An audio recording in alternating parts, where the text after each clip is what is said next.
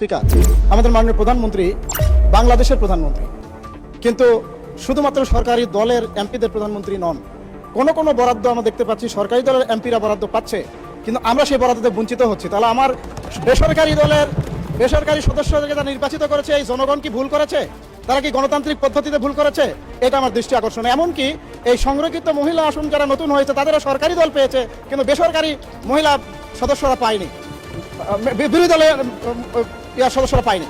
মাননীয় স্পিকার, আরেকটা দৃষ্টি আকর্ষণ করছে, সেটা হলো যে মাননীয় প্রধানমন্ত্রীকে আমি ধন্যবাদ দিই যে আমি প্রথম বক্তৃতায় জয়পুরহাটে মেডিকেল কলেজের একটা প্রস্তাবনা দিয়েছিলাম। আমি ধন্যবাদ প্রদান করছি যে তিনি এই মেডিকেল কলেজকে অনুমোদন করেছেন এবং কাজ শুরু হয়েছে।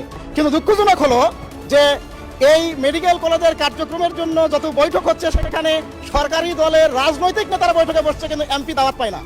এই বৈষম্যগুলি কি দূর হবে? দলীয়করণ বৈষম্যকরণ দূর না করলে তাহলে কি আমরা বিগত স্বৈরাচারের গন্ধই কি পাবো? মাননীয় স্পিকার, আমি